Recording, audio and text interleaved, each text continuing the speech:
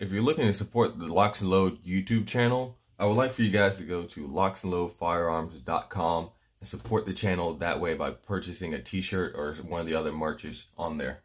If you're looking to support the Wagunda Nation store, go to WagundaNation.net and pick up a patch, a hat, or a t-shirt again from one of our Teespring stores on the site.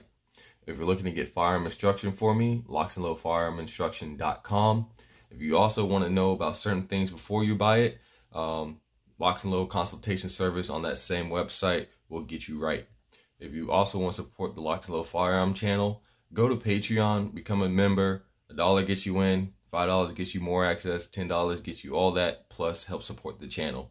So guys, get in there, rock it out. LocsNLoad out. What up, y'all? LocsNLoad Firearm Reviews here today. Alright guys, today I got a little, talking video. I don't have much to show for gear wise. Alright, so I want to really just kind of get my thoughts. A lot of people have been asking me, how do I feel about HR 127? And so, finally, I'll give my 2 cents about it that nobody cares about.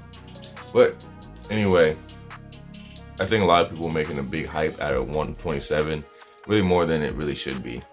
Like, the chances of this bill passing are slim to none. It's a very egregious bill, very kind of just out there.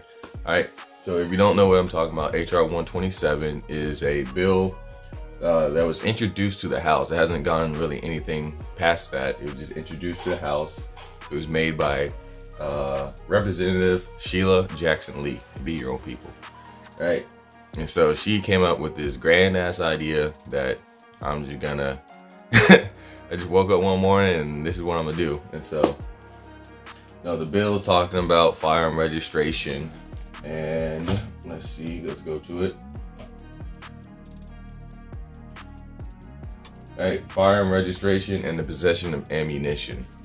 I'm not gonna read the whole thing, but basically, they want you to get a license for just all kind of firearms. You have antique firearms, you have to get an antique firearm license. If you have a military style firearm, you gotta get a military style firearm license.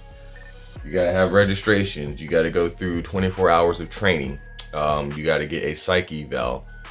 Certain people, they can contact anybody, your mom, your dad, your cousins. They can even contact your ex girlfriend, boyfriend, and ask them, should this person have firearms? If they say no, then they take your firearms, which is really egregious because, no, people lie. So, you get mad, especially an ex.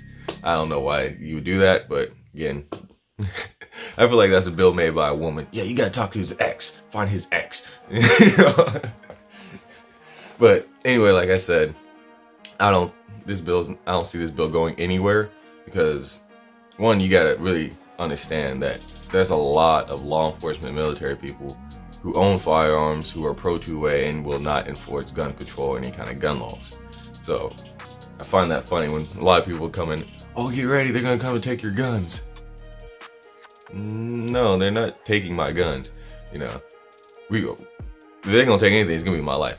They're gonna take my life before they take my guns. Like, I'm not just gonna, oh, here, you said take it. Oh, police officers at my door. Oh, here's my AR. Oh. That's why I laugh when people, those ignorant few people say that shit. Oh, they're coming to take your guns. They're coming to take your guns. Okay, cool. Alright, that's usually what people who don't own firearms say. And a lot of times I always think, when those people say stupid shit like that, it's like, well, where the fuck you gonna be? If we are fighting and the government's fighting us, so we're having this war and you're just here in the middle of this war, just living in paradise or something? Like, like, what are you doing here, bro? You're either gonna be enslaved by the government or you're gonna be fighting the government. So it's like, you're gonna be a slave or you're gonna die. Those are really the only 2 options you got here, And so that's why I laugh. Is like, where you gonna be, bro? It's like, I'm just gonna buy a plane ticket. I'm gonna fly out of here. Like, they're just not gonna shut down the airspaces and all the waterways and during the Civil War. Like, that's why I laugh. Like, bro, you're gonna be stuck here with us. So you're either gonna fight with us or you're gonna fight against us, or you just gonna be a slave. So that's why I laugh. But anyway, back to the bill. Very egregious, not gonna go anywhere. What I do see this being is a distraction. That's the biggest thing. Because I see more people talking about HR 127 but I have not seen as many people talk about the gun control bills going on in their own city and state. I had done a video earlier this year on SB 370, I believe, which is the Florida gun control bill.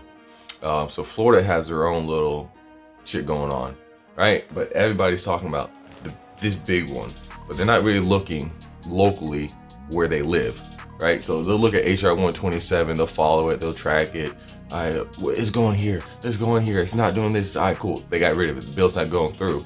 They think, all right, cool, hoo-yah, we did it, we won.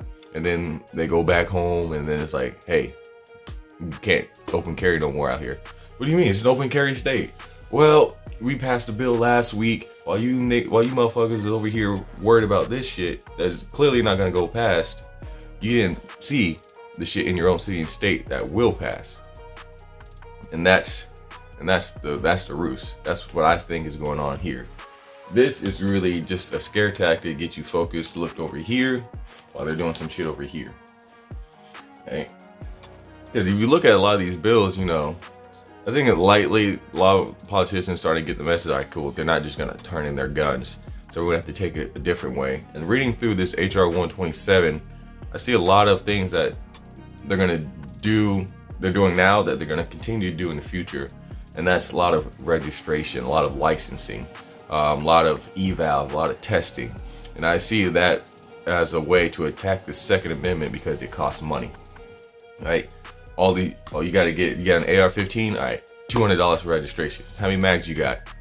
10? All right, that's $100 per mag. All right, how much ammo you got? 1,000 rounds? Well, for every 100 rounds, it's a $50 tax. You're like, the fuck? All right, you got body armor? All right, cool, we're gonna have to tax a plate carrier. You got plates? We're gonna have to tax the plates. All right, you got a helmet? All right, we're gonna have to tax the helmet. You got night vision, you got comms, you got this shit? No, we're gonna have to tax that. And that's how I see they're gonna attack the Second Amendment going on in the future. They're not gonna attack necessarily the amendment itself, but they'll attack the financial of the gun owners. And that is a lot easier to do than just outright just ban a whole bunch of firearms that millions of people have. All right, so that's why I see what's going to happen in the future is that more attack on the pockets of the gun owners more so than the rights of gun owners. Because when you attack the rights of gun owners, we come out and we show out. But once you start attacking pockets, taking money from people get a little so that's what I think will happen in the future. But I don't think it will come through a federal or big ass government bill. I think it'll be little increments of tyranny here and there. It'll be like Georgia. Oh, you can open carry in Georgia. All right, cool. No more open carry in these areas. These are gun-free areas.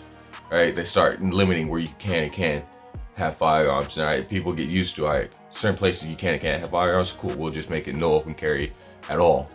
All right, cool. Now we'll just make it, yeah, you want a concealed carry license no longer. It's what shall issue. It'll be, you'll have to have a reason. You'll have to have money. You'll have to have an eval. You have to have this, that, and third. A whole list of shit makes it hard for you to get, concealed carry license or to be able to carry a firearm.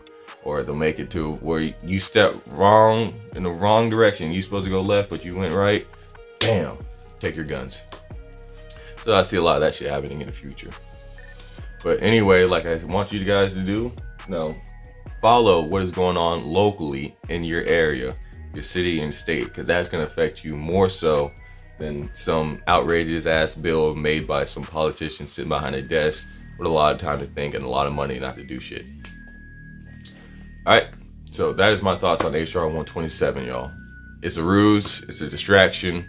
It's not gonna really, I don't think it's gonna pass. I highly doubt it's gonna pass. If it does pass, it'll be a lot of shit going on in this country.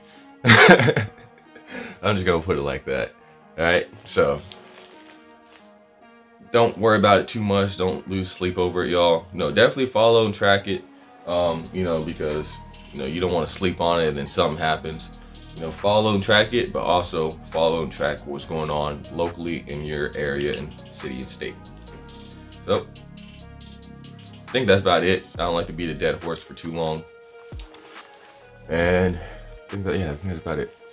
So thank you for watching the video, guys. Stay safe, stay dangerous, stay educated. LocsNLoad out.